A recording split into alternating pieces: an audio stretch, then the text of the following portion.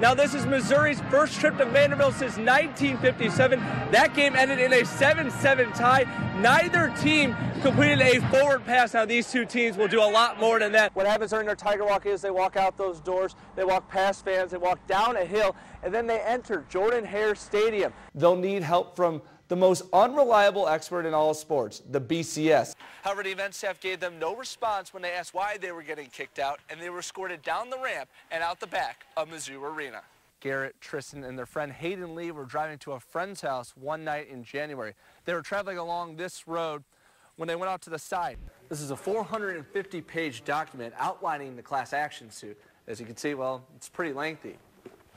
So I thought I'd simplify it. You have about 10 times. No matter the situation, Cameron Shower's mindset is the same. One of those kids that goes 100 miles an hour at 110% all the time.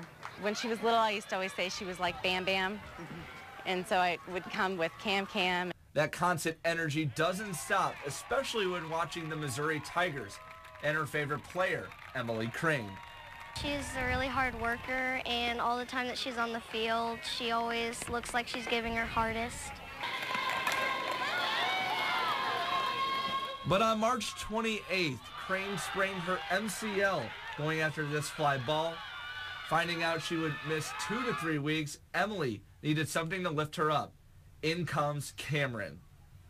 They all lined up and high-fived us. Well, after that, she walks up to me and gives me TY Beanie Baby, and it's a tiger, and a card, and it says, like, I hope you get better. I can't wait to see you out on the field again.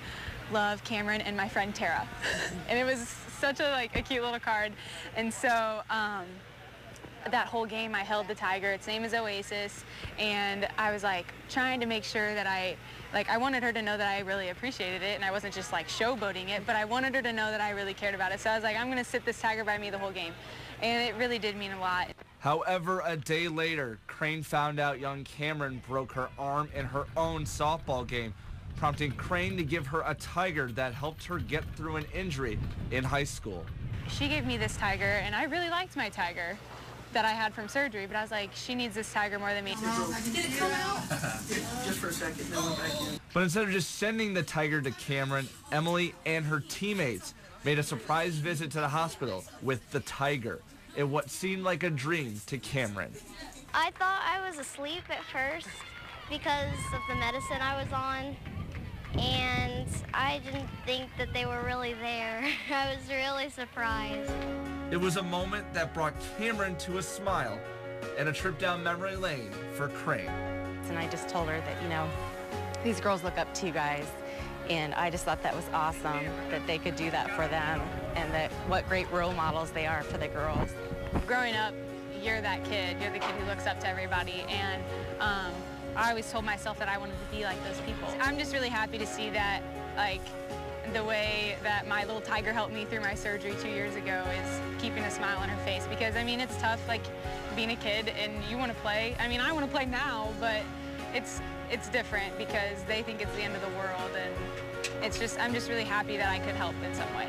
An incident like that can go such a long way with a young kid. It can touch them for the rest of their life, and I'm proud of her for doing it. Makes me feel like I'm an important part of her life, like I'm really special to the team and stuff. Yeah, well, most collegiate baseball players dream of one day making it to the major leagues. The minor leagues serve as the stepping stones to that dream, but the struggles to get there don't necessarily begin on the field, but really begin off the field. Garrett Brushhouse is done playing, but he's not done making an impact on pro baseball. He pitched for the Missouri Tigers in the early 2000s. He dreamed of making it to the big leagues, but quickly realized his time in the minors was difficult. The standpoint of the type of training that you had, and also the living conditions, it was actually a step down from Mizzou. He's now a lawyer in St. Louis, where he's part of a group trying to change Major League Baseball. His firm represents 3 players, including former Tigers Aaron Senni and Mike Liberto. They filed a class action suit against Major League Baseball for unfair wages and labor practices for minor leaguers. This is a 450-page document outlining the class action suit. As you can see, well, it's pretty lengthy. so I thought I'd simplify it. Crunching the numbers, the minimum a major leaguer makes in a season is $500,000. For a minor leaguer in low A ball, they make anywhere from $3,000 to $7,500, which if you look at it is below the federal poverty line of $11,490. According to the minor league baseball website, the maximum a low-level A ball player makes in a month is $1,100. For a minimum wage worker working 40 hours a week, they're actually making more than the minor league player. They're struggling to just eat at Subway for lunch and just struggling to eat breakfast on an average morning. This ball is crushed to left, and it's gone. Mason Katz, who dominated at LSU last year, now he's just trying to make it month to month. You know, we go back home for the off season with less money than we came here with. You also have to take into account minor leaguers don't get paid overtime. Despite working 50 to 70 hours a week, they are only paid in the 5 months they play and aren't even paid for any extra training they do, even spring training. But how does one go about this? There's no minor league baseball union. Brushow says most players fear complaining. When you're just one person, who are you supposed to complain to? It's very, very hard when you're a young player that's chasing a dream to really try to change that system as a current player. And for players like Katz, the living situation for most players is a disaster. Guys would pile 5, 6 guys into a 2-3 bedroom apartment and a lot of times be sleeping on air mattresses. Some of them sleep in living rooms of the apartments with no other real furniture in there. And that just didn't really make sense to me. But some players may not agree with the current conditions, but certainly understand the opportunity in front of them. When it all comes down to it, we're playing for the opportunity to one day make it. And that's why what we signed up for, I guess. I have a degree, and so in some respects, I probably could have gone out and gotten a job that would be making more money, without a doubt. But this is my passion. I mean, this is something that I love to do, and I've done it since I was 5 years old. Brushow is trying to achieve small changes that will make a big difference. Yeah, it would help us out in the off season, being able to focus on baseball so we can come here more prepared rather than, okay, I got to work a job all day and I got to go hit at 9, 10 o'clock at night just in order to stay fresh. We aren't seeking to turn every minor leaguer into a millionaire here.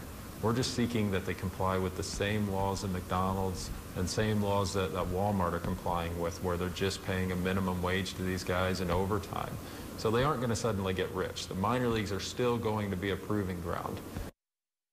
And this is really only in the planning stages. Brushow says this could take years before anything substantial happens. Now from the Ford Sports Desk, KOMU 8 Sports.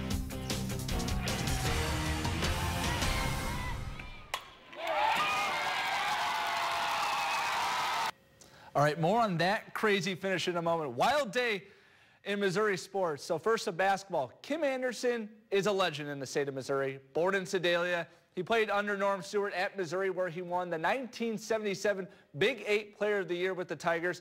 Now he's the head coach of the Central Missouri Mules, who today played for the Division II championship against West Liberty. Mules looking for their first title since 1984. We pick it up first half. Central Missouri's Dylan Deck, he hits the turnaround jumper, part of a 9-0 run for the Mules. Later on, it's TJ White with the steal and the layup at the other end. Central Missouri up by 2. But West Liberty would respond. Seeger Bonifant with a 3 of his own. Hilltoppers up 1. Then it's Cedric Harris. He hits the mid-range jumper, giving West Liberty a 9-point lead. That would be the biggest lead of the game, but back come the Mules. First, it's Jordan Epps knocking it down from 3 from the left wing. Then next possession for UCM, Preston Bruns with the 3 off the screen. A 1-point game, however, UCM would trail by 2 at halftime. Second half, off the miss, it's Charles Hamorth with the tip slam with some authority. It's a 1-point game. Later on, 3-point game. Good ball movement leads to another Epps 3. He finished with 11 points, game tied at 60. 7 minutes ago, KC native Dalen Robinson, he hits the 3, and the Mules were up by 3 after that, but West Liberty would respond. Cedric Harris, he hits the long-range shot, game tied at 68. but Robinson feeling it. He hits another three. The senior finished with a game-high 21 points. Anderson just loving it. Now a 2-point game, but Hamork puts the game on ice with a three, and the Central Missouri Mules end their championship drought. They win it 84-77, and head coach Kim Anderson, well, he is just in a state of disbelief. What I just said, did we win? Oh, great job, man. What a great game. Great defensive play at the end, which we talked about at halftime. We had to do a better job. No, I can't believe we're national champions. All right, back to the chaos at University Field. Last night, the Missouri Tigers softball team used an 8-run third inning to defeat the Georgia Bulldogs. Today, a little different. Going down to the final at-bat. To University Field we go. Casey Sagal, the freshman, on the mound for the Tigers. Bottom of the first, 2 runners on for Mizzou, and Mackenzie Sykes slashes one through the right side. That brings home Angela Randazzo, and it was 1-0 Missouri. More from Sykes later. Bottom of the second, runner on second for Mizzou. Sammy Fagan singles one up the middle. That brings in Taylor Gadbois, 2-0 Mizzou. Move forward to the top of the third. Georgia's Paige Wilson hits one to deep right center. That's good enough for a 2-run homer, and that ties things up at 2. Moving ahead to the top of the fourth, runner on third for Georgia, and they're going to get the sacrifice fly. Mackenzie Sykes' throw just a bit late. Bulldogs would go up 3-2, and that would be the score all the way until the bottom of the seventh. In the seventh, Taylor Gadbois leads off with a chopper over to shortstop's head, and then she steals second. She's a tying runner on second. Later in the at-bat, Angela Randazzo, she rips one down the left field line. That scores Gadbois, game tied at 3. Then, with runners on first and second, I said Sykes would do something, and here it is. How about a 3-run walk-off homer? Mizzou scores 4 runs in the bottom of the seventh. They win in walk-off fashion, 6-3. A big win for Missouri and head coach Aaron Earlywine. We've lost so many of these heartbreaking games that the law of averages was just bound to catch up for us to win one of them. And sometimes that's all it takes to get a team, you know, feeling good and confident and playing a little bit better. It's just fun. It's, you know, there's no other feeling like it. It's just fun to get a good team win, and that's all we wanted. You know, it wouldn't have mattered who hit that ball or if it had gone over, if it would have been a double, you know, whatever. Just as long as we got the win, that's all that matters. And former Auburn Tiger and Kansas City Royal Bo Jackson watching Missouri and Auburn on the baseball diamond. Mizzou looking for the sweep. Bottom of the first, it's Demek Tomshay with an RBI single through the right side. Jordan Ebert crosses the plate. Auburn up 1-0. Move forward to the top of the third. 2 on for Missouri. And Logan Pearson squibs one just out of the reach of the second baseman. Jake Ring scores on the play, and that would tie the game at 1. 2 batters later now for Mizzou. Runners on first and second. And Dylan Kelly is going to slap one into left field with the runners going. Eric Anderson would score on the play, and Missouri would take a 2-1 lead. However, Auburn would eventually get to Missouri ace Brett Graves. Bottom of the fourth now, 2 on, nobody out, and Auburn's Keegan Thompson singles through the hole in the right side. Blake Austin would score, game tied at 2. Now 2 batters later, J.J. Schaefer for Auburn. He's going to bloop one into right. That would score Daniel Robert. And Auburn had a 3-2 lead. Now, next batter, Mizzou looking to get out of the inning, and this looks like to be a double play ball, but it goes directly off Graves. Shortstop has no play. Everyone's safe. Auburn up 4-2. They would add 3 more in the 6th and defeat Missouri 7-3. However, Mizzou gets the series win, taking 2 of 3 from Auburn. And that's going to do it for sports.